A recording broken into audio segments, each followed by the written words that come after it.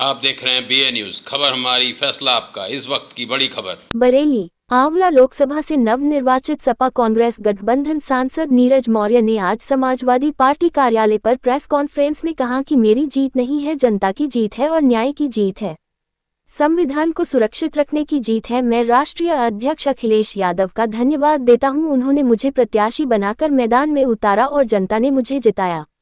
Bharatiya Janata party हमेशा हिंदू मुसलमान की राजनीति करती आई है, लोगों को बरगला कर वोट लेती आई है। इस बार जनता ने उन्हें करारा जवाब दिया है। सपा कांग्रेस गठबंधन ने जो उत्तर प्रदेश में जीत हासिल की है वह जनता की सूझबूझ का परिणाम है। नरेंद्र मोदी खुद अपने चुनाव क्षेत्र के आसपास की सीटों को नहीं बचा पाए और प्रधानमंत्री होते हुए 1 लाख की जीत हासिल करना कोई बड़ा काम नहीं है।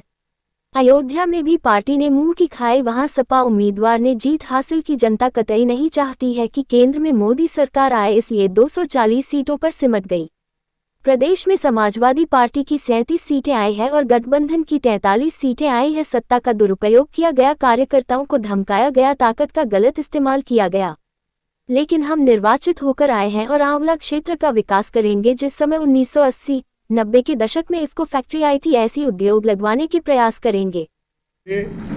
चुनाव के दौरान जो खबरें लाए वो सब पॉजिटिव से थी। सारी खबरें, कहीं आपने उसको ऐसा नहीं किया कि कहीं ये लगे कि कोई दुराग्रह से करके आप कर रहे हैं, तो उसके लिए आप सबका भी बहुत बहुत धन्यवाद। दूसरा, आंवला की जनता से जो मैंने चुनाव में बात की है, उन मुद्दों पे भी हम लोग योजना बना के समय समय पे उनके बीच में जाके उनकी समस्याओं का कैसे निराकरण हो, इस पे हम लोग अवश्य काम करेंगे। ये हम आंवला की जनता को भरोसा देते हैं। सबसे पहले क्या प्राथमिकता रहेगी, क्योंकि अब जनता के जो आपने वादे की उनके बातों में सबसे पहला क्या रहेगा जो करने के? सबसे पहला है कि नौजवानों को रोजगार मिले। नौजवान बहुत दुखी है, महंगाई कम हो, और जो हमारे देश का अन्नदाता है किसान भाई, वो अपने घर में रात बिताए, और साथ ही साथ जो हमारी गाय माता है या छुट्टा जानवर हैं, वो भी जिस तरह तड़प तड़प के मर रहे हैं, उनको भी कहीं ऐसा आश्रय मिले जिससे कि उनकी भी जान बची रहे और किसान की फसल भी बची रहे। ये बहुत महत्वपूर्ण मुद्दे हैं। इन पे कैसे काम होना है, कैसे रोजगार के साधन जुटने हैं, इसके लिए थोड़ा समय हम अभी आप लोगों के माध्यम से चाह रहे हैं कि समय हमें मिले।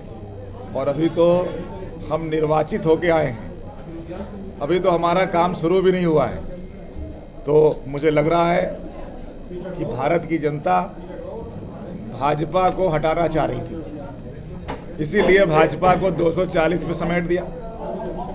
यानी कि भाजपा की जनता मोदी की सरकार कतई नहीं चाहती है देश के अंदर। और हमको भरोसा है कि जो जनता की मंशा है, उसको जो विभिन्न दलों के नेता हैं उसको वो समझ रहे हैं, और हमारी सरकार बनेगी तो यहाँ पे रोजगार के लिए जैसे 80-90 के दशक में इफ्को आया था, इससे भी बड़ी चीज़ हम लोग मांगेंगे और लड़ाई लड़के निवेदन करके उसको लाने का काम करेंगे आंवला में, जिससे लोगों को रोजगार मुहैया हो। इतनी बड़ी चुनौती थी कि सीट पे बीजेपी का कई सालों बार से कब्जा रहा है, और 2 बार से लगातार कब्जा था। 3 बार भी इससे पहले मेनका गांधी रही, 2 बार से ये रहे, तो उस किला को आपने ढाया है। कितनी बड़ी चुनौती थी? किस तरह? उत्तर प्रदेश के अंदर समाजवादी पार्टी की 37 सीटें आई हैं, गठबंधन की 43 सीटें आई हैं। भाजपा ने सत्ता का दुरुपयोग किया, पुलिस का दुरुपयोग किया, उसमें कुछ हमारी सीटें कम हो गई, वरना इस बार ये आंकड़ा 50 से ऊपर जाने वाला था। सत्ता ने दुरुपयोग किया है, सत्ता का भाजपा ने। जहाँ तक चुनौती की बात रही, भाजपा उत्तर प्रदेश के अंदर अगर आप राजनीतिक समझ के साथ उसका आकलन करें, सन 80 से जब से भाजपा बनी है, तो भाजपा कभी चुनौती नहीं रही है। भाजपा बरगला के, झूठ बोल के वोट लेने में कामयाब जरूर हुई है और इस बार जनता ने उनको वो सबक सिखाया है कि अयोध्या भी हारे हैं और मोदी के सराउंडिंग सारी सीटें हारे हैं और स्वयं मोदी जी जो बड़ी बड़ी बातें करते थे कई राउंड तक पीछे चलते रहे।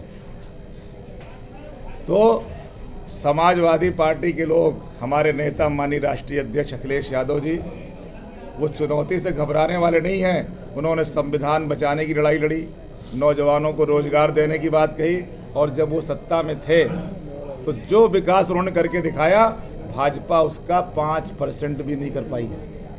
इसलिए जनता भी सब समझ गई है और मैंने चुनाव में कहा था कि हम लोग बचपन से सुनते आ रहे हैं, काठ की हांडी एक बार चढ़ती है, गलती से इनकी 2 बार चढ़ गई, अब चढ़ने वाली नहीं है उत्तर प्रदेश के अंदर, ये आप जान लीजिए।